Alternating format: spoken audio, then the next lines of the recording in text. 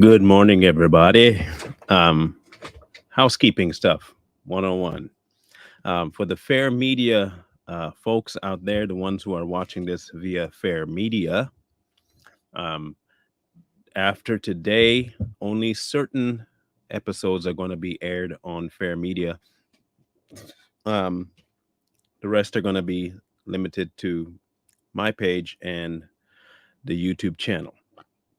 So if you want to keep up with the shows I've done or are doing, make sure you go over and sign up on YouTube or add me as a friend. I don't know, either one. It'd be better if you did it on YouTube, though. We have a better, more robust conversation over there. So come on over, join the YouTube channel, Straight Talk on YouTube. Um, took the poll about the Q&A, and although I said that it would be today, the Q&A, something else got dropped in my lap, and so I picked that instead. And I will do the Q&A on Monday. We will do the Q&A on Monday. If um, you have questions that you want me to respond to, and I say respond to because what I may say may not be the answer you want, so I can't tell you that's the answer. That you want me to respond to, here is the email that you send it to. Scrolling at the bottom is the contact. Send any questions you have to straighttalkmb@outlook.com. Okay. And also for those, I'm changing up some things here real quick, messing with your mental ability to recall. I'm going to put this at the beginning for anyone who doesn't stay till the end of the podcast, or can't stay till the end of the podcast. If this is something that you're interested in helping with, there are your options of helping. I will put it again up at the end, but I figure I put it up at the beginning too, and to help those who can't stay the whole time. Okay, housekeeping ended. Now, the topic today is it. I had been perusing YouTube and TikTok, and for some odd reason, it dumped a whole bunch of, I don't know if feminazi words is the right word. I think it might be feminazi, might be the word. And male Karens, Kens, I guess is what you call them. And a lot of the gay population just flooded all over YouTube and all over TikTok. Sometimes they will inundate your algorithm on your page just to see if can snag you. They didn't snag me, but it did lead me to think of something, and this is the result of it. The new thing is, and going right now in relationship, is that men are not the head of anything, household or the wife.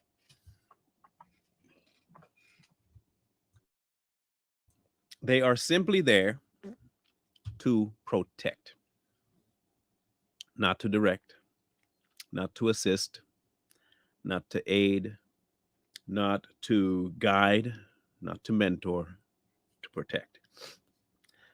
Man has been relegated to one role and one role only: protector. Then on the feminazi side, a man is there to buy you stuff. He's a financier.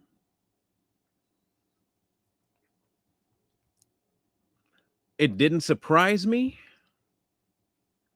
but it kind of did that it's becoming mainstream now to stunt the promotion of marriage.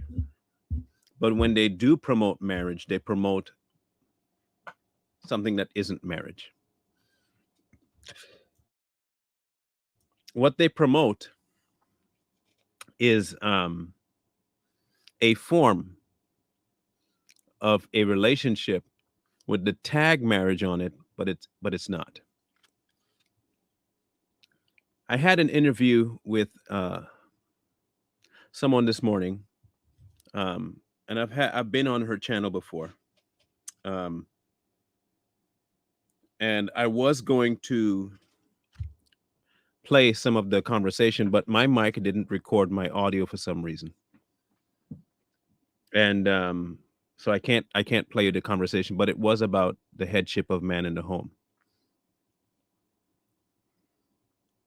And what I might be able to do is at least play her questions. I can probably do that. Let's see if I can bring up her questions, because her questions were really good questions for people who um, are unsure of what the marriage should be about. So let me see if I can find it here. Uh,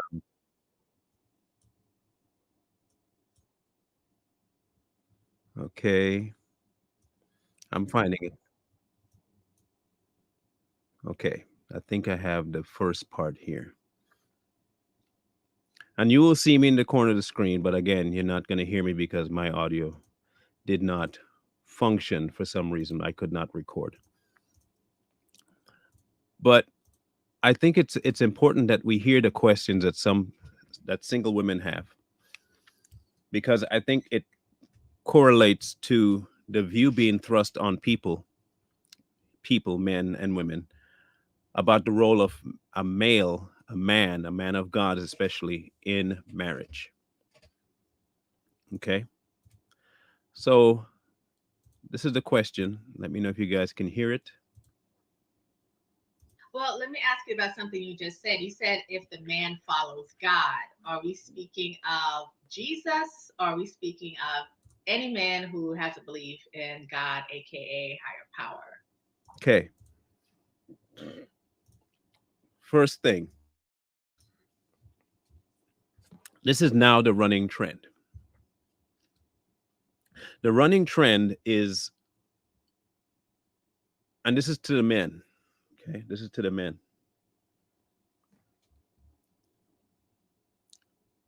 And I want the ladies to listen carefully so you know to look out for what to look out for later. A higher power is not God. Yes, Yana, pretty much yes. A higher power is not God. You saying I follow a higher power means you can be listening to demonic spirits because they're higher than you.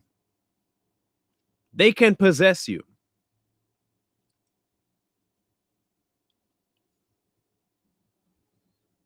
Either you are following through the door that Christ was, God, or you're not.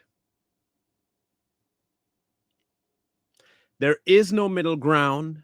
There is no alternative. There is no secondary. There is only one.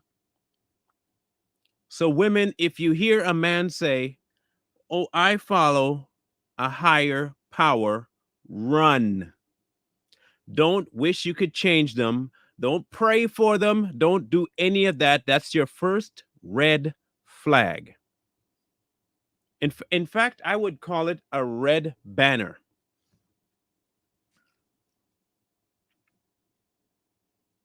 It is not a higher power. That is not his name. His name is not higher power.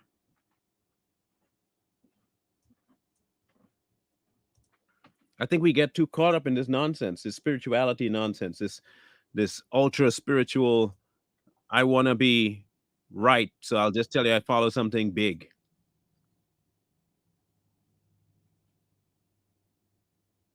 No, no. The next question she asked Was after I clarified this. Thank you for clarifying that because I find that some men or couples, like, yeah, I submit to my husband or what have you, boyfriend, live in, but and he believes in God, so I'm fine. But there's no clarity on which God, who's God, etc. So can you speak a little bit more about that structure? Because I never heard it explained the way you explained it, that woman being head of household, but the man is the head of the woman. And herein lies the other running problem with the world today, right?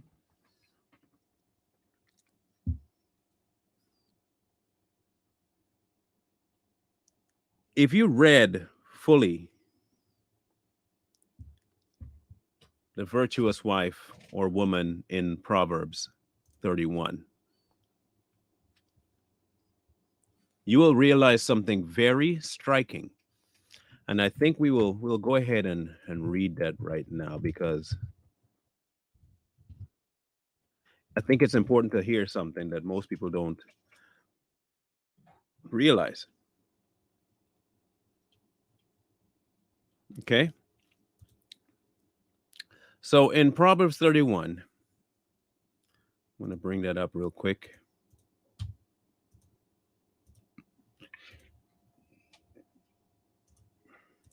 A virtuous wife.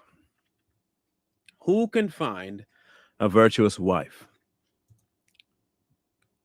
It doesn't say who can find a virtuous woman to become a wife. It says who can find a virtuous wife. For her worth is far above rubies. The heart of her husband safely trusts her. So he will have no lack of gain. She does him good and not evil all the days of her life. Who seeks wool and flax and willingly works with her hands? She is like the merchant ship. She brings her food from afar. She also rises while it is still night and provides food for her household. Her household. And a portion of her maidservants. And she considers a field and buys it. From her profits, she plants a vineyard. She girds herself with strength and strengthens her arms. She perceives that her merchandise is good and her lamps does not go out at night. She stretches out her hands to the distaff and holds her hands to the spindle. She can sew and extends her hand to the poor. And she reaches out her hands to the needy. She is not afraid of snow for her household. Her household. For all her household is clothed with scarlet. Her household. She makes tapestry for herself. Her clothing is fine linen and purple. Her husband is known at the gates. He already has his role, and he's doing that. When he sits among the elders of the land, she makes linen garments and sells them and supplies sashes for the merchants. Strength and honor are her clothing. She shall rejoice in the time to come when her mouth opens with wisdom, and on her tongue is the law of kindness. She watches over the ways of her household. It repeats this over and over and does not eat the bread of idleness. Her children rise up and call her blessed. Also, her husband, he praises her. Many daughters have done well, but you excel them all. Charm is deceitful and beauty is passing, but a woman who fears the Lord shall be praised. Give her the fruit of her hands, and let her own works praise her at the gates. The woman has a hefty charge by God's decree. God's decree. And you are a wife long before you become a wife, because those duties are being done by you because they're your nature. It is your nature. You take care of it. The same way the man has a role to be the head of the wife. You shouldn't have time to complain that you're being a servant. You shouldn't have time to complain that you're submitting because you are doing your wifely duty, which is a lot. A lot. And she does not complain. There is no, oh, why don't you and why? There's none of that. None of it. I'm going to go out on a limb and say something that might piss off some people, and that's okay. The yard work was hers.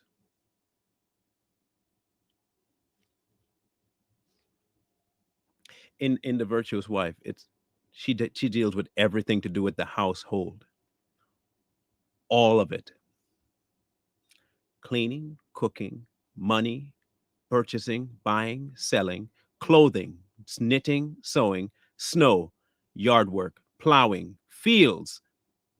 Her job.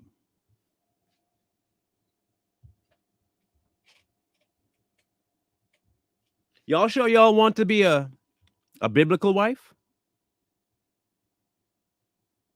You sure you want to be a biblical wife? And then the question is, how many of you are biblical wives? Now, mind you, I'm not saying the man can't and ought not to, because that's a thing that you all decide. But hear me out. Hear me out. A wife's role is to take care of her household. A man's job is to protect, lead his wife. That's his job. His job. How do we know this?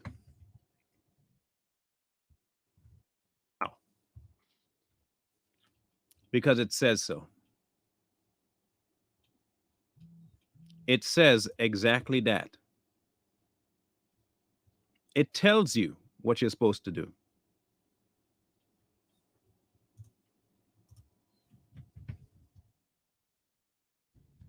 Let me show you. Let me show you.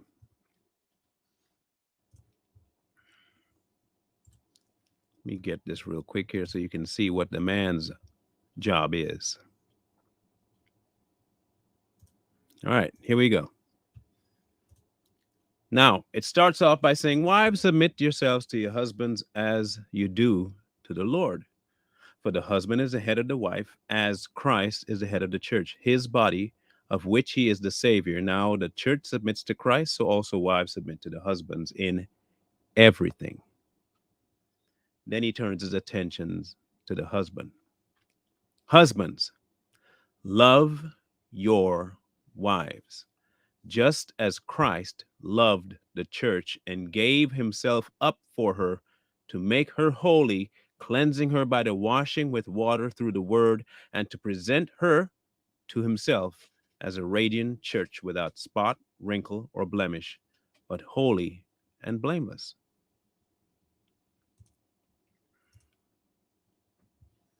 Men, do not fall for the complaining that you worked all day. Hear me out. Hear me out. Do not, do not get it twisted that because you worked all day, that somehow, because you're tired, you have a reason to speak a certain way to your spouse.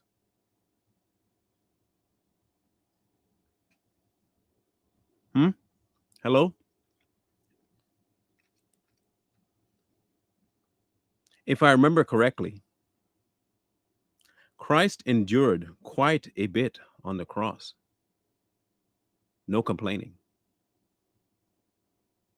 And still went to endure more. I don't know how many of you have seen this, but I'm going to see if I can find a picture of it because I want men to be understanding of something.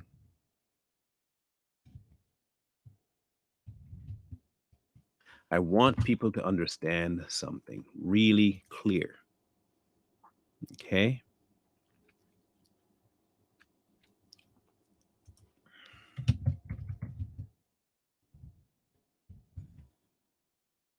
Because I think we have come to a place as men where we think if we just go do a 9 to 5, or even if we work on an oil rig, that for some reason we are okay. Um,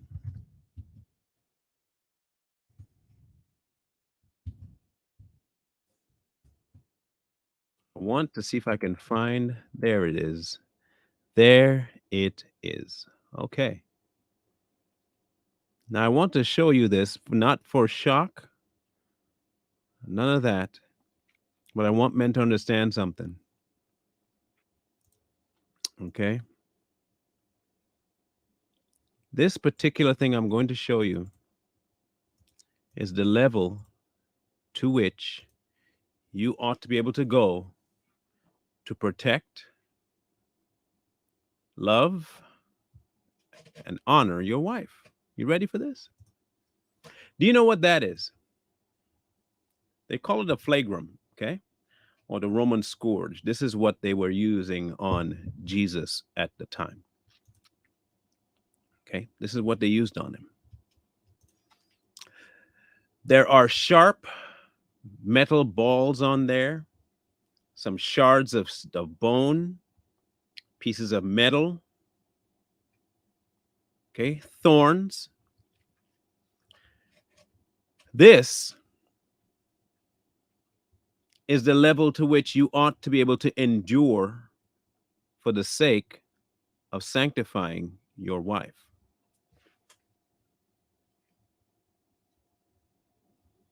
The same way the virtuous wife has a lot to do,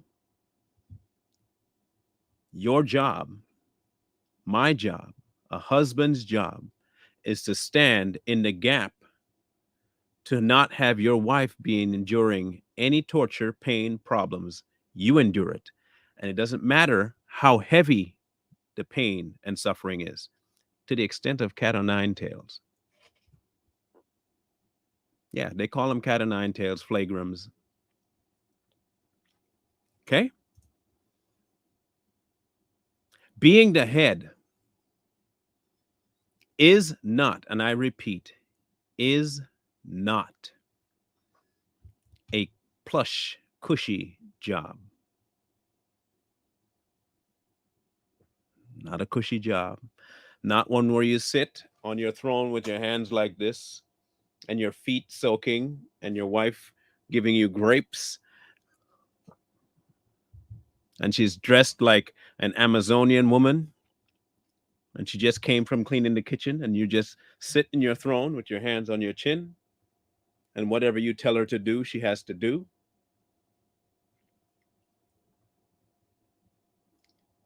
Your job is to love her. Your job is to protect her. Your job is to stand in the gap for anyone trying to come against her in any way, form, or fashion. The same way the wife's job is to make the man's home where he comes back to safe, livable, comfortable, and prepared. And the two work in cycle. You protect, the protection yields providing, providing protection, protection providing. It works in a circle, and the more one does, the more the other does, and no one complains because each is getting their needs met. And they all do it from one source, God. No other source will work because all other sources will run out of energy. They'll run out of zeal. And what will end up happening is that you will take one role that's not meant for you and try to pick it up. And when you try to pick that role up and things go wrong, the first person you get mad at is the same person you took the role from.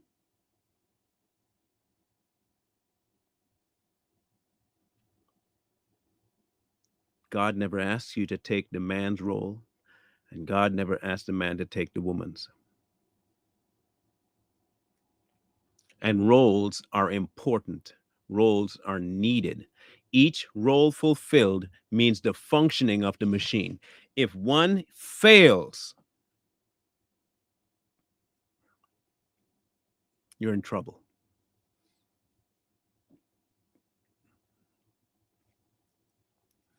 So, for all the talk that man isn't the head anymore, or man ought not be the head anymore, do not complain when your marriage falls apart, when you have issues, when you can't talk, when you fight all the time, and your kids grow up to be brats. You can't say, Jack, you caused that. Not God, you did. You stepped out of your role to try and usurp the authority of something else that doesn't belong to you. And you did it all by first stepping out of your role as a servant of God.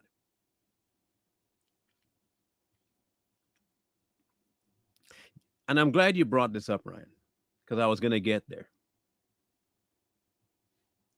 People are so intent on listening to the most asinine, stupid human beings on earth.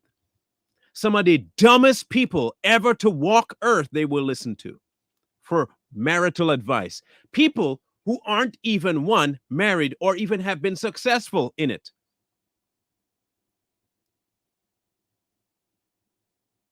And their version of success in a marriage is not even a marriage, it's an arrangement. You step out of it one time and you're hosed. You break that arrangement with that person and you're done. You will pay for everything I have and you will pay for it happily. The instant you don't pay for that, I'm done. You will cook and you will clean and you will do all this. The instant you step out of line, I will be done.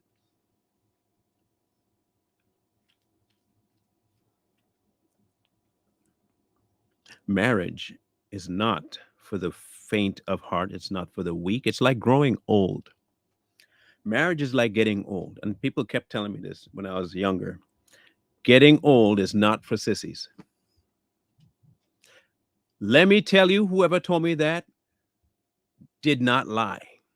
I'm not old by any stretch of the imagination. I'm not old. But getting old is not for sissies.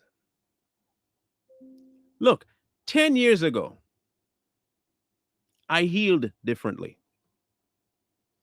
10 years ago, I moved more fluidly. 10 years ago, I got up more quickly. Today, mm-mm, mm-mm, mm-mm, mm-mm. It's like a store got shut down and ain't never opening again. No, not opening again. Getting old is not for sissies. Marriage isn't for sissies either. Sissies will fail. Sissies will bail out.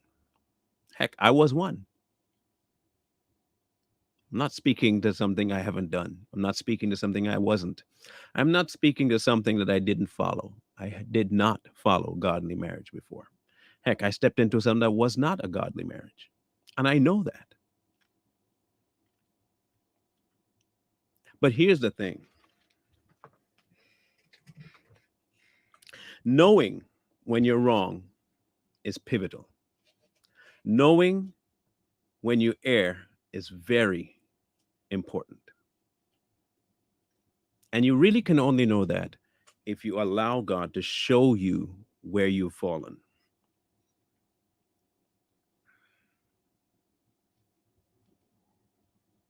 Hardships in a marriage is supposed to make you stronger. It really is. It's supposed to.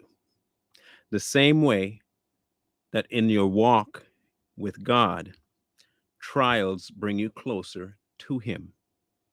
When He equated it to the church, He was not just saying it for the leadership roles of it, He was talking about it fully. The same way trials and tribulations will work out your faith and endurance, the same thing happens in your marriage. A hard time, a trouble, a problem And it could be very massive of a problem. Should I should say, not causes, it should cause you to gravitate closer. It should cause you to fight through. Most people don't. It's what they call now irreconcilable differences. What they're really saying is not even God can fix this. Not even God Himself can fix something man did. Do you know how big of an accusation that is towards God?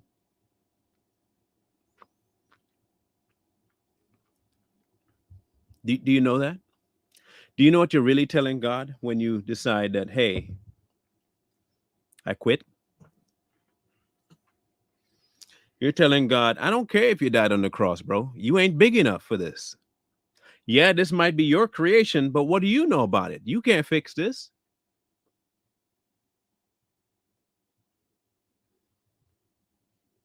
Who are you? What, you came up with the concept of marriage or something that you can fix this? No, this is irreconcilable. No, what you're really saying is that what I want is more important than this union I decided to get into.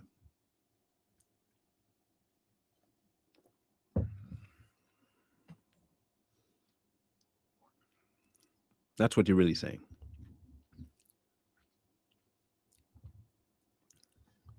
And the odd thing about all of this is that none of this changes what God wants, like at all.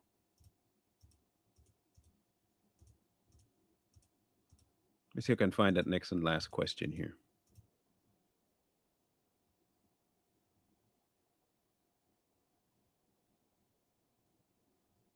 Let me see if this is the one I want.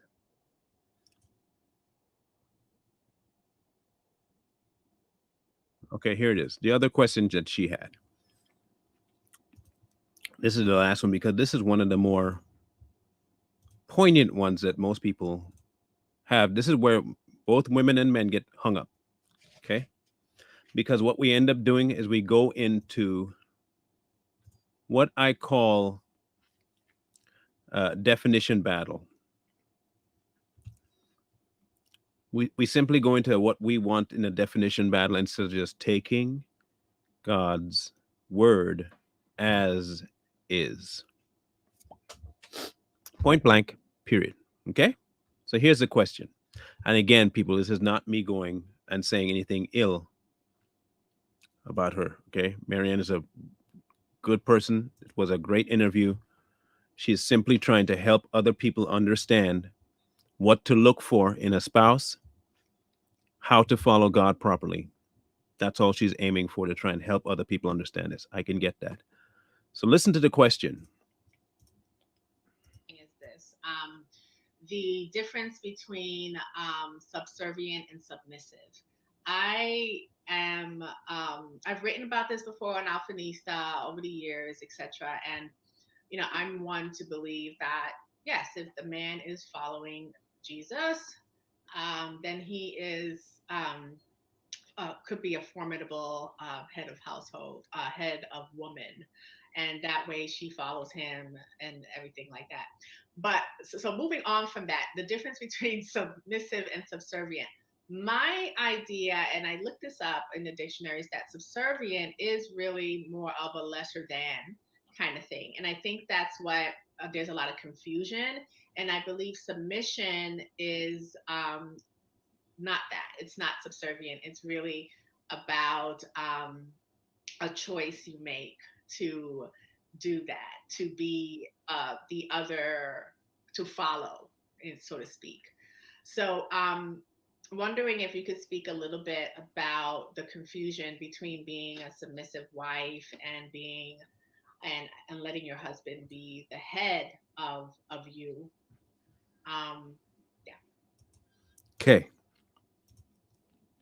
And this is where people get hung up. Okay. This is where people get hung up. We want to decide what submission means.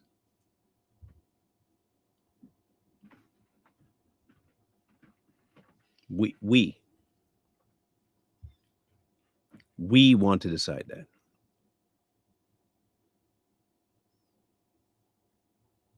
We want to tell people our version of submission.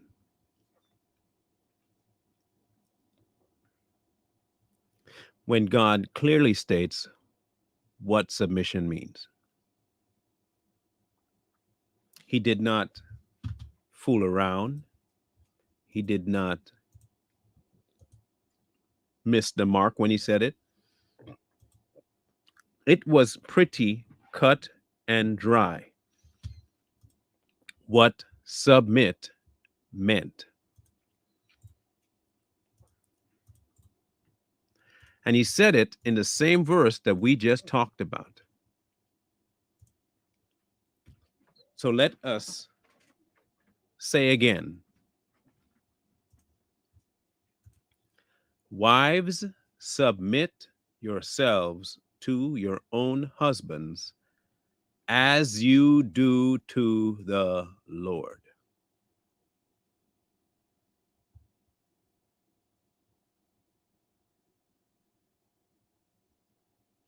I don't think that leaves any room for our own interpretation of submit. It doesn't. It doesn't leave you room to put a meaning of submit above the type of submission. It says it right there, right there. Okay, so Layla gives a definition of submit: to conform to the authority or will of others, meekly obedient or passive. But here is the other side to it. That's the meaning of the word submit. He didn't just give you the word submit. He gave you an allocation, a spot to place that word submit into. He gave you parameters for submission. He gave the woman parameters. He set the word submit on something specific. Submit to your own husbands as you do to the Lord. Now, here's the problem. Many women that have a problem submitting to their husbands, you'll see them also having a problem submitting to God. Because just as they submit to God, they will submit to their husbands. And the same way that they lack submission to God, they will lack submission to the husband.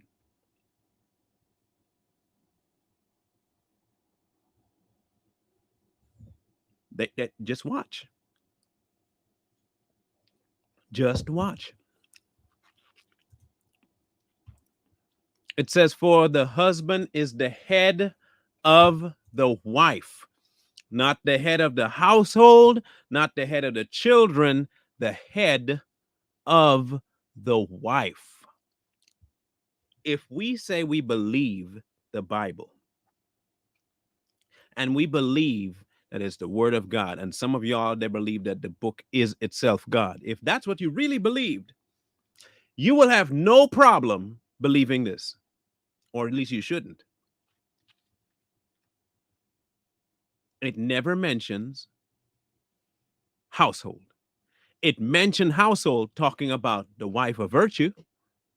It never mentions household talking about husbands. It is not our job.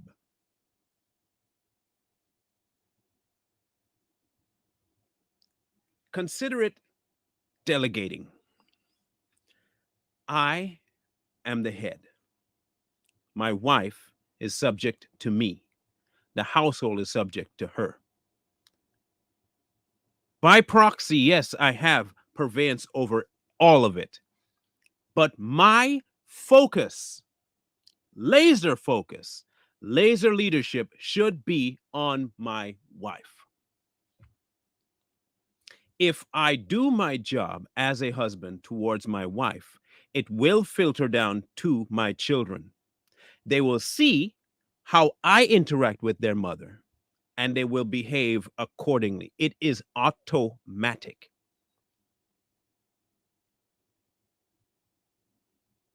It's automatic. People don't want this. I understand that this is not something that people want to hear. They want to hear 50-50. Marriage is 50-50. Marriage is not 50-50. It's not even 100-100. Marriage is not for us to decide. God set a very specific hierarchy for it to function the way He wants it to function, not our version of successful, His version of successful. We have to let go of this new age mumbo jumbo nonsense of how we think marriage means that you can go on trips together and everyone takes a picture and looks happy. A true, happy, godly marriage, one has rarely seen.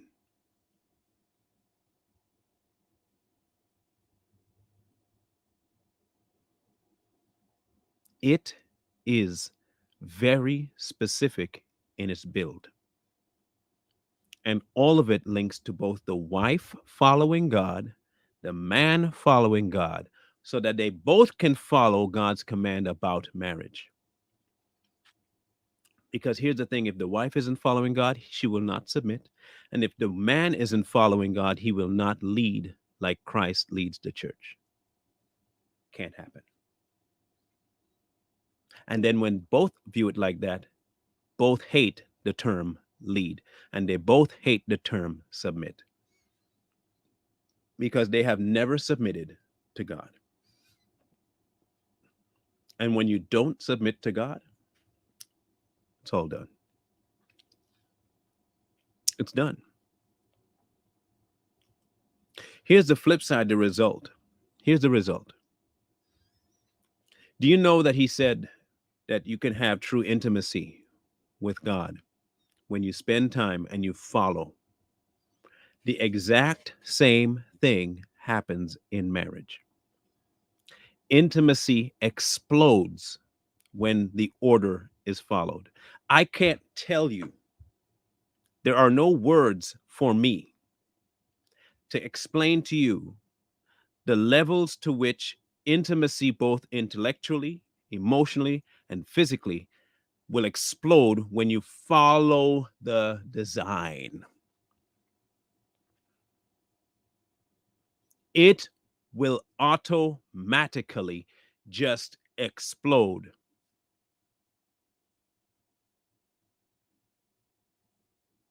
It's in His nature.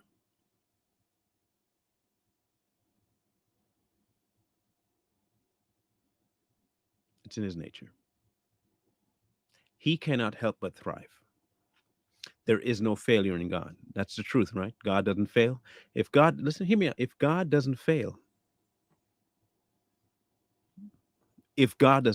and He's supposed to be at the helm of the marriage, what does it tell you? Somewhere along the line, one or both let go of God.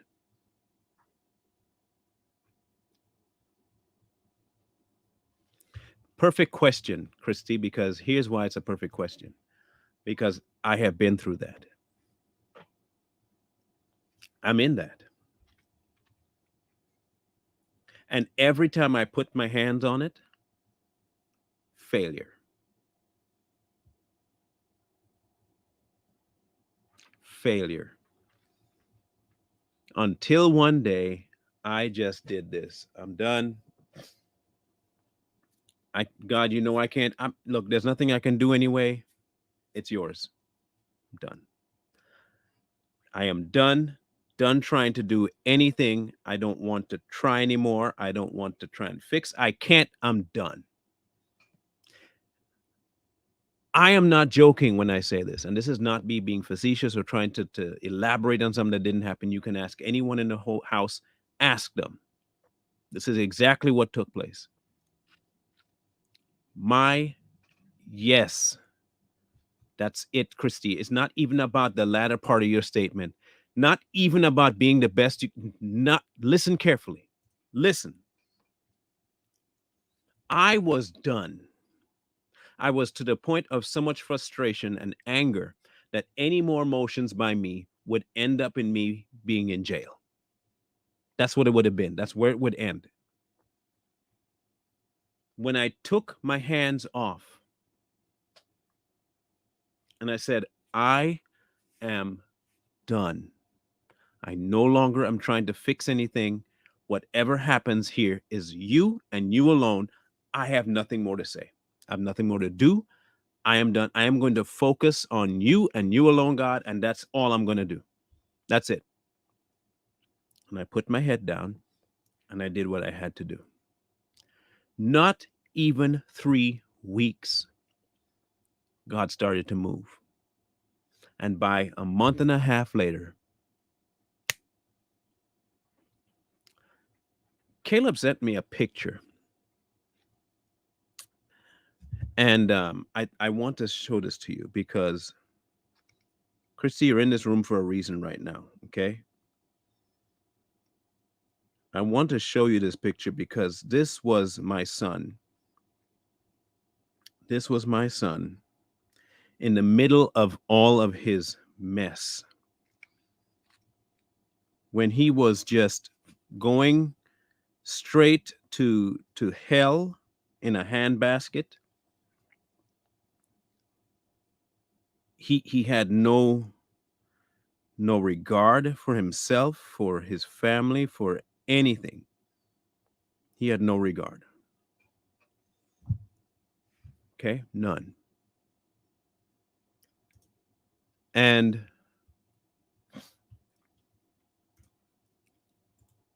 he sent this to me.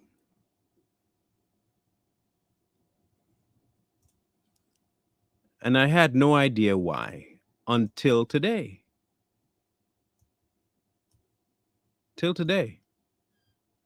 And you're the reason that he sent this to me, Chris. Okay? This is what you're the reason. Caleb sent this to me. I didn't know why. I didn't know you would be in the room today. I didn't know your question would come. This was my son with my youngest son. This is Caleb with my youngest son, right? His youngest brother. Okay. Now, I want you to look carefully at his eyes. Look carefully at his eyes.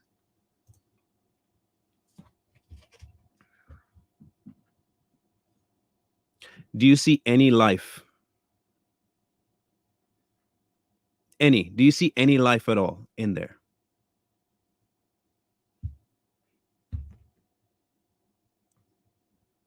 That's how he was for years. Nothing we could do, nothing we could say, nothing mattered. Nothing mattered to this boy. Not a thing.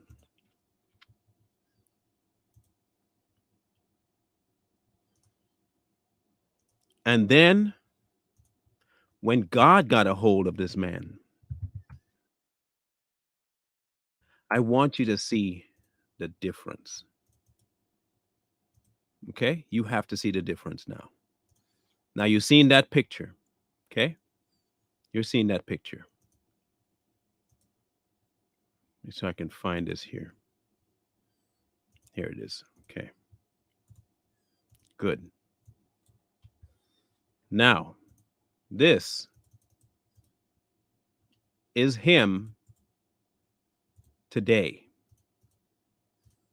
After I have let God do what God had to do.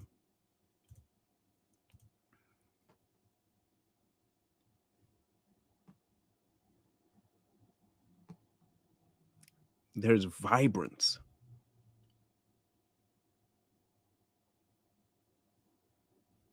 There is vibrance.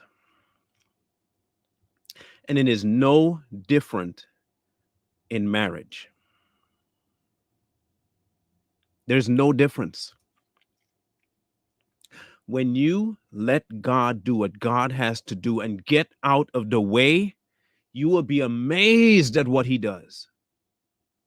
And he doesn't do it for you, he does it for himself. Yes, you benefit from it. That's a natural result of following God, is the benefit. But he doesn't do it to benefit you. He does it because he is, by his own nature, beneficial to himself. And anything to bring himself glory, he will do, including save you and your offspring.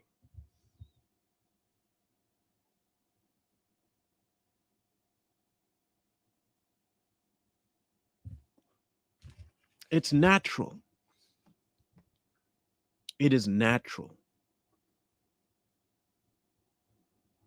If you heard Corey's story, like really heard Corey's story, you would see firsthand his experience with God goes way further than mine ever will. In my opinion, he may say differently. But when Corey finally gave up, when he gave up all, and I mean all, of his wants and wishes and will to God, his entire life flipped. But he had to let go. He had to give up. He had to submit. He had to submit. Women, the same way man has to submit to Christ, you submit to your husbands. And I promise you, because God promised it, nothing will ever be the same again. Nothing. You will never see life the same.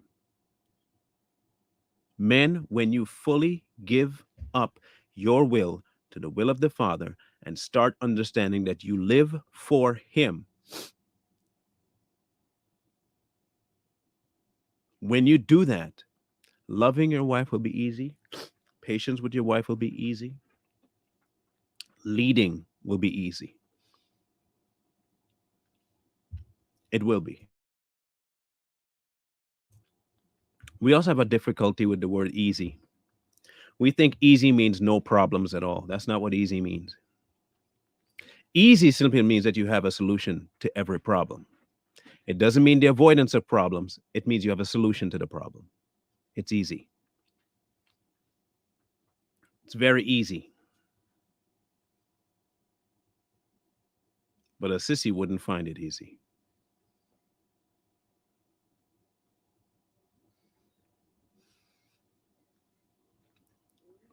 In any case, I really do hope that it clarifies something for some people out there, because marriage can be amazing or it can be hell. But it's only hell when you leave the throne room.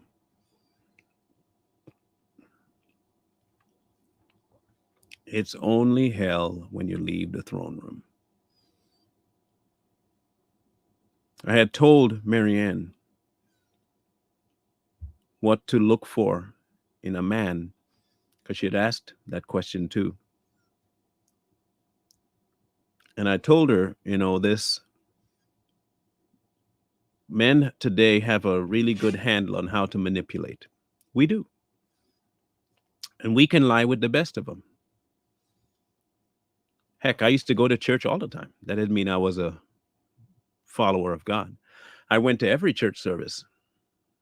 I never worshiped, but I went to church. And a lot of women get caught up in this concept that a man going to church is a godly man. So I told her, don't look for a man that goes to church. Look for a man that worships God. You have to look for a man that worships God. When he has issues going on in his life, the first thing he has to do is pray. The first thing he has to do is consult God about it.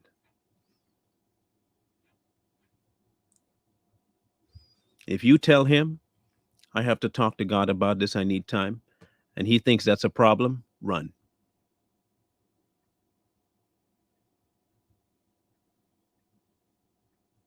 If he tells you, perfect, be sure, just be sure. I need you to be sure too. So, yes, go talk to him. Make sure you talk to him. And if I'm not the one, so be it. If that man says that, even if he's not the one, he's still somebody's one. Men can hide so much before anger sets in. This is our tell. I'm giving away the secret. This is the man's tell. If anger pops up, and I mean visceral anger, shows up when confronting them about something, you have your answer. Hurt is one thing that shows up, but anger, it's a tell. When a woman shuts down, that's also a tell. But the real tell is when she talks too much.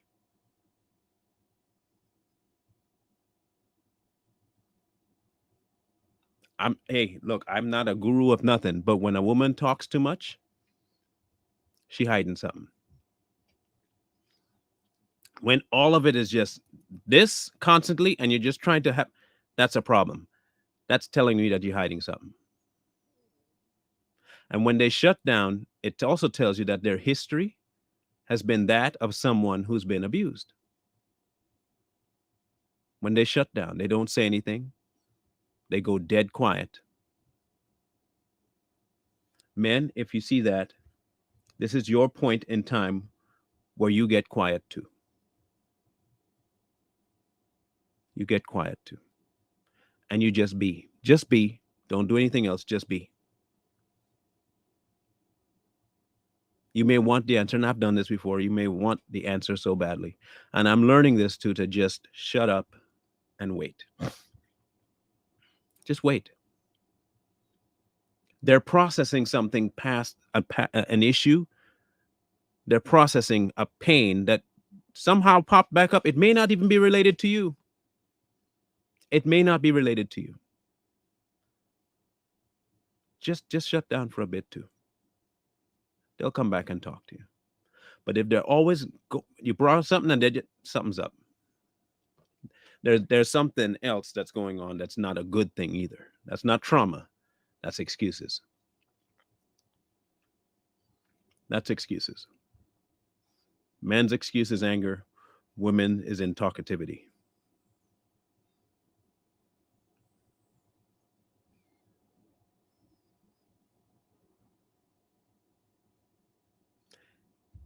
But here's where you can't ever go wrong. In the middle of all of it, take it to God. Right then and there, shut it off. Take it to God.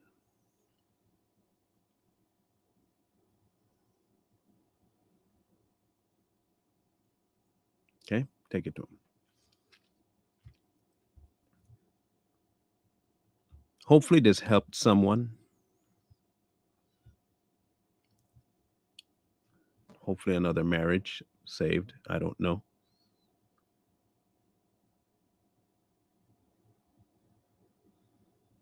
But you can't do God's design without God. And marriage is His design.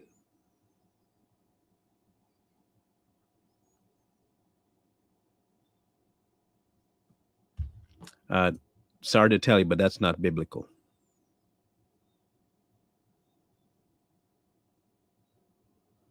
That's not biblical. Like at all. Nowhere in the Word can you find that. Nowhere in God's Word can you find that. At all. Anywhere. Old or new. You ain't gonna find that.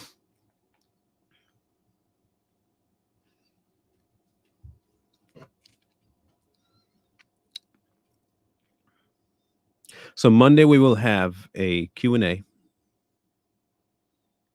Like I said, if you have questions you want to email prior to, send it there.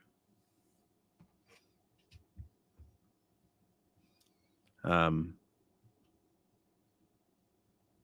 you, that quest statement that got brought up before, that I said, doesn't say it anywhere. It says the complete opposite, that it says even if the husband isn't following, that his heart will be won by the actions of the wife. So even if he's not, you still have an obligation. I'm just saying what the Bible says. If you believe the Bible, what it says is even if the husband isn't acting right, the wife's job is to act right. And so by her actions, the husband might be won. That's what it says. If you got a problem with that, you pick it up with the big man, not me.